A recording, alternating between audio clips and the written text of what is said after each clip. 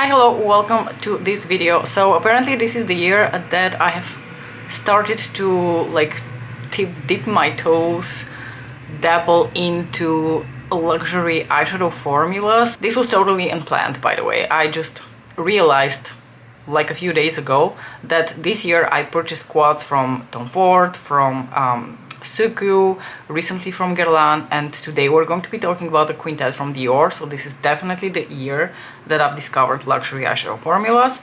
So let's talk about that Dior quintet quad. Why did I purchase this? I purchased this totally on a whim. I was talking to one of you on Instagram about the Guerlain quad that I recently purchased. I can link the video up in the cards if you're interested in watching that. I purchased one of their new Ombre G quads. I have the one in Royal Jungle and I was really impressed with the formula in there. I fell in love with that formula because it is one of those beautiful like Blitz, Pat McGrath Blitz type of formulas that I so enjoy.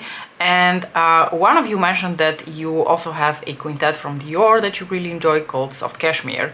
And I had never really, like, I know that these quintets from Dior exist, like theoretically, but in my practical life they meant absolutely nothing. And I became mildly intrigued because the lady who shared that she had bought this quad also shared some swatches of this specific palette, and it looked like the most delicious like cool toned palette. And if you've been around my channel for a little bit, you will know that I have been dreaming for Pat McGrath to release like a truly like cool toned mothership palette, or like a mothership palette that features a lot of truly like beautiful cool toned neutral eyeshadows with like a twist to them in the Blitz Astral or VR formula. I'm still waiting for that to happen. It hasn't happened. So the eyeshadow palette that I'm talking about is part of their 5 Couleur Couture line. I don't know whether that's how you say it and whether that is correct, but they have like a whole line of these quintets. They come in this, you know, elegant but minimalistic black lacquer box with the Dior logo on it, and then a little push button here to open up the palette. There were a couple of those little applicators here that I've already removed, but this is the color story of the palette that we're talking about. And I don't know whether you can see, but most of these are sort of raised in the pan, suggesting once again that they are in that beautiful baked formula. Now, I don't know that they're like the baked gelée. I think maybe the one here in the middle is a baked gelée, but I think the rest are just like baked. I'm not really like an expert in the baked eyeshadow formulas, but I feel like baked gelée feels slightly more like slippery compared to like the actual like just baked shades, which are domed, and they're not really powdery, but they feel like that like soft powdery feeling compared to the baked gelée, which feels a little bit like harder pressed and a bit more like a almost like a cream to powder. I don't know how these are advertised, or I don't know what they're supposed to be. I think Dior advertises them as like a cream to powder formula. And what's also interesting about this eyeshadow palette again is that like I said, I feel like there are several different like finishes in here. So I think this one in the middle may be an actual baked gelée because it feels like that. The other 4 are baked, with this one being like a satin matte, these 2 being like a satin, so they have a little bit of a sheen to them, but they don't really have any visible sparkle. This one is absolutely stunning. This one has a beautiful like metallic finish to it, and it is loaded with micro sparkle.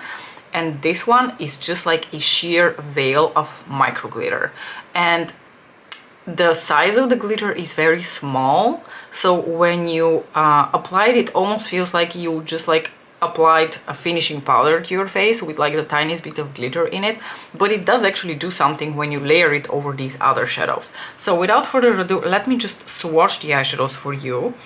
So first I'm gonna swatch this one, and this one, starting off with the deepest shade, a beautiful chocolate brown, which I don't know that it leans warm or cool, it's more of like a neutral tone.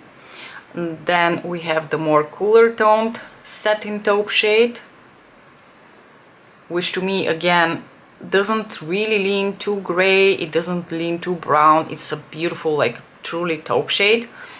And the one that I feel like maybe a baked gelée, which is more of like a taupe leaning brown shade. Again, no sparkle in these shades. The metallic taupe and the little like topper shade, which look like this. I don't know whether you can tell what like lightweight formula this one has. And you can already see the beautiful metallic finish on this shade. And finally we have the topper, which you're probably not going to see much of because it is very sheer, very white, and the glitter is very finely milled. I think this is sort of doing it.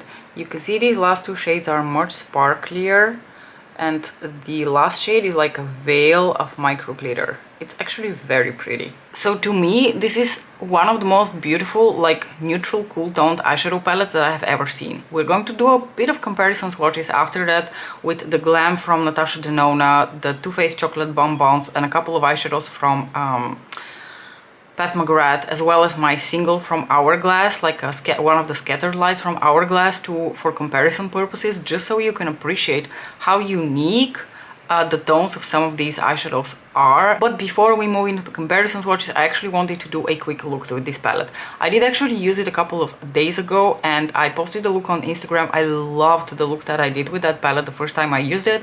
I used this one in my outer corner and blended through my crease, this one on my lid, this one a little bit as a topper over top of this one, just like a veil of extra shimmer, and this one just lightly blended out into this one in the very outer edge of the eye, as well as on the lower lashes. And then I put a pop of color in my inner corners, and this is one of the things that I'm going to enjoy, I think, the most doing with this quad, just popping an inner corner with a different color every time I use it. When we get to that part, I'm going to decide what to do. Today I'm wearing a blue t-shirt, so I feel like we need to like sort of kind of stick with like the blue purpley theme. But I will decide last minute what I want to do, and for now we're just going to apply shades on my lids.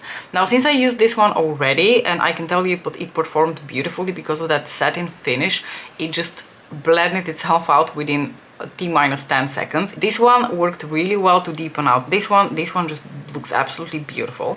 But today I want to actually explore this one a little bit more, so I think what I'm going to do is just substitute this one for this one.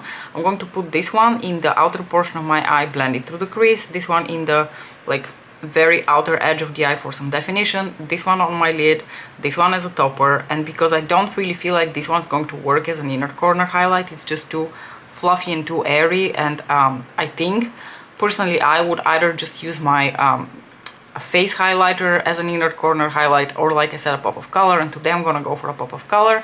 We are going to add that at the very end of the look. I'm just going to use like a little blending brush over here to dip into this middle shade here, and I'm going to put this shade here into the outer portion of my eye, and then I'm going to softly blend it through my crease. What I really like about these specific like satin types of textures is that they're so versatile. You can use them as lid shades, you can use them as like blending out transition shades for like deeper colors. They're just so incredibly versatile, and that's literally all I had to do in order to blend that shade out.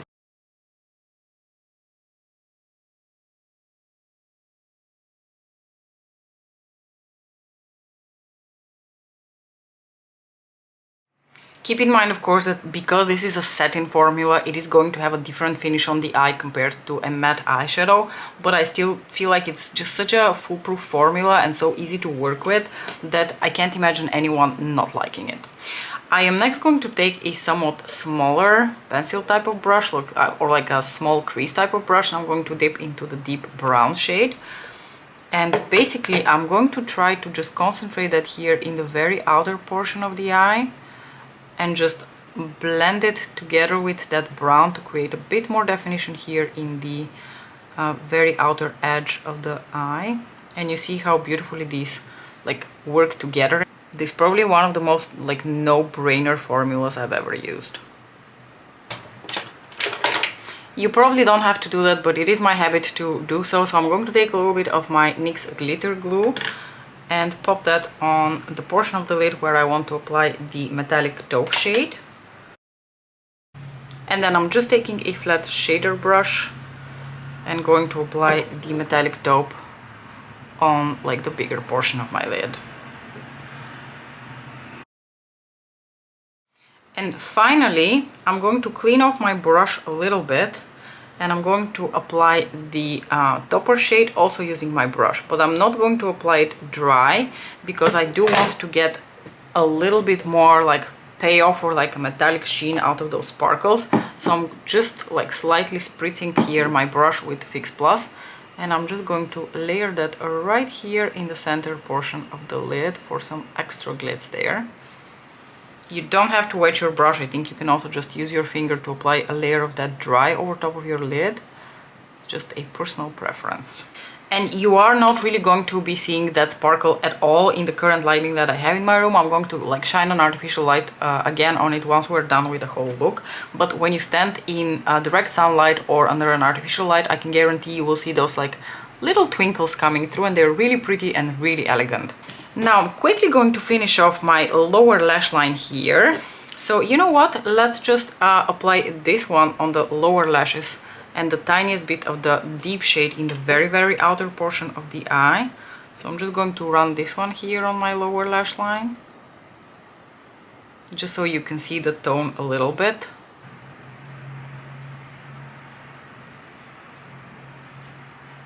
You can see compared to the one we put here in the outer corner, this one has just a little bit more of like a gray tone to it.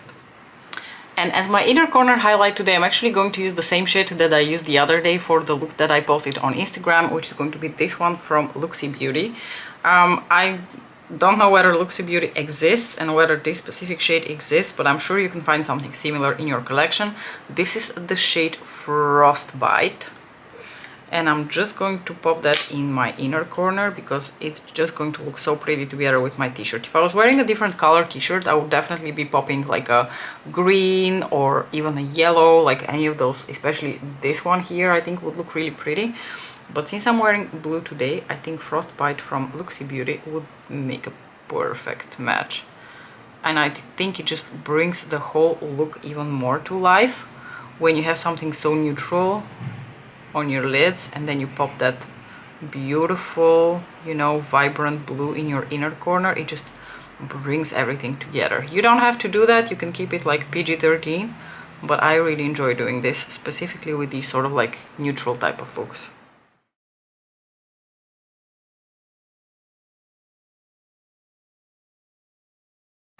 Hopefully you can see the little twinkling coming from that topper shade and the metallic underneath it. You can choose to keep this more neutral if you substitute the inner corner with any highlighter that you have in your collection, but to me this is a really fun way to use these types of neutral eyeshadows, and it is also a really fun way for me to use up some of my indie single eyeshadows that I never touch otherwise. So just to wrap up my final thoughts on this palette, I actually really like this. I like the color story, I like the combination of the colors, I like how easy it is to work with these textures, I like how well they go together. You can create relatively different looks because you have this brown shade here which leans more brown cool tone, then you have this one which is a bit more like a gray cool tone, then you have this beautiful shiny metallic taupe shade which is truly like a cool toned neutral metallic. This beautiful brown shade here works just so well and has enough depth to it so that it creates definition when you do your eye looks, or you can use it as a liner or something.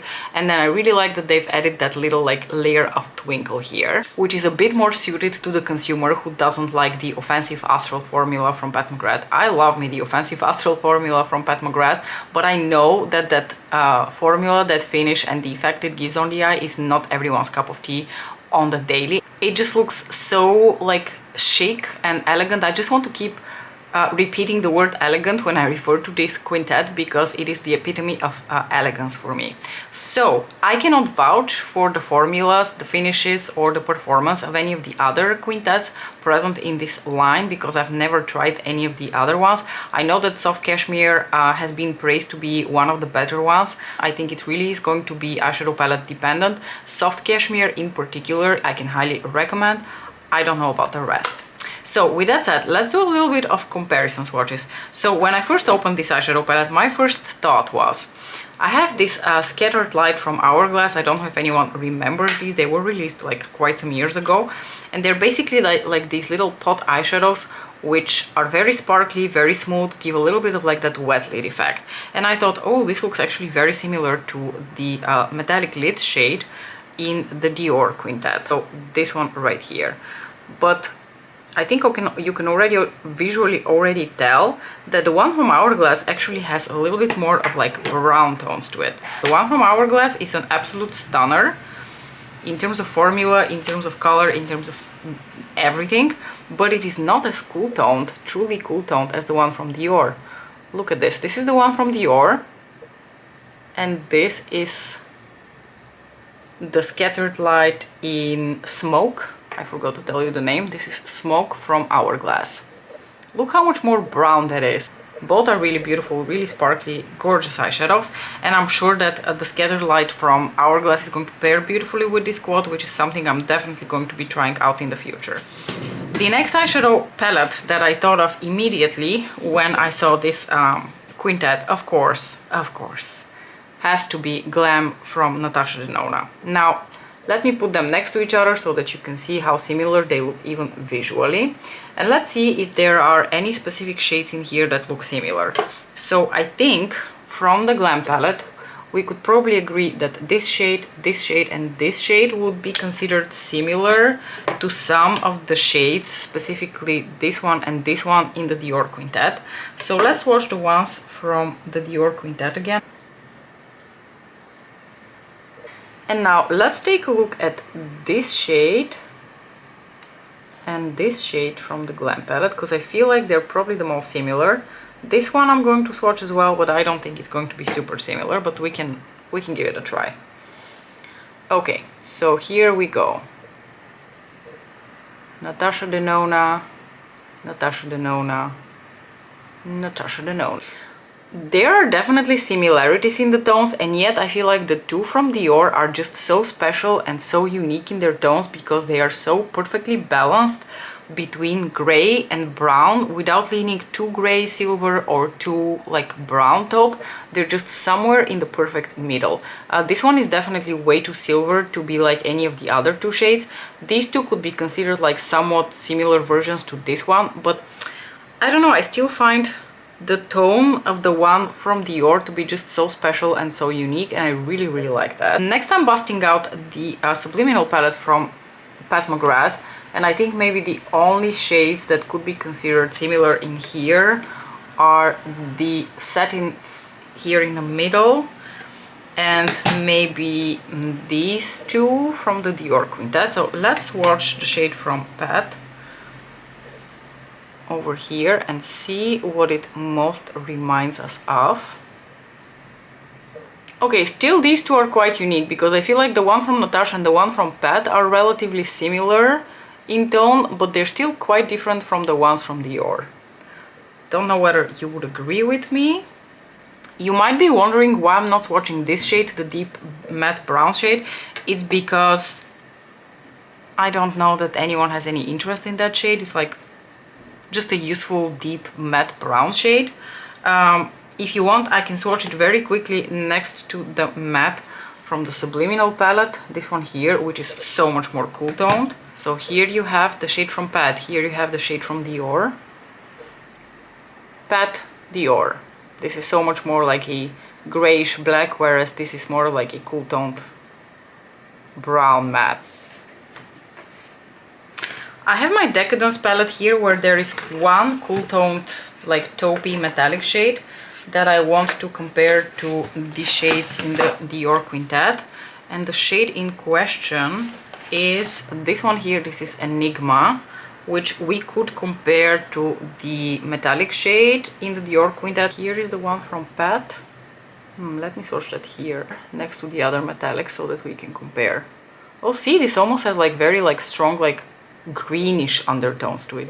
And I do have the Chocolate Bonbons here, which is a relatively old palette, but I think you can detect some similar vibes here. So maybe we can swatch that middle shade here, because it is one of the shades that I have used the most and I have liked the most from this palette. And just give that a little swatchy swatch right here. Again, very pretty, but nothing like the ones from Dior. It's just lighter and more brown toned. Still a very pretty shade. This is one of my oldest eyeshadow palettes that I still keep around because I actually still use it and still enjoy using it. And I think it is an extremely different shade, but we can quickly compare this to Platinum Dusk from Mothership 10 Moonlit Seduction. I think, again, Platinum Dusk has just a completely different tone to it. I think it's just so much more gray. So let me swatch that one right here. And again, you can tell this is so much more gray toned compared to the two shades from Dior. So I hope, just as they did me, they also convinced you, these comparison swatches, that the Dior Quintet in Soft Cashmere is a pretty unique little snowflake and really something worth having in your collection if you're looking for a truly cool toned neutral eyeshadow palette. In a small format that is just, I don't know, super user friendly. They basically apply themselves. You basically just get out of bed, you put this on your counter, and then you just wait 5 seconds and the makeup is on, without you having to do anything. This is how easy they are. Do let me know what you think about it. Do you own it yourself? What do you think about it? Do you own any of the other quintets? If so, which ones would you recommend in terms of like formula and colors being unique and like a good performance? Anyway, thank you so much for watching all of these ramblings. I hope you enjoyed this video, the look, the comparison swatches. Let's chat about this in the comments below. Thank you so much for watching, and I'll see you in my next video. Bye!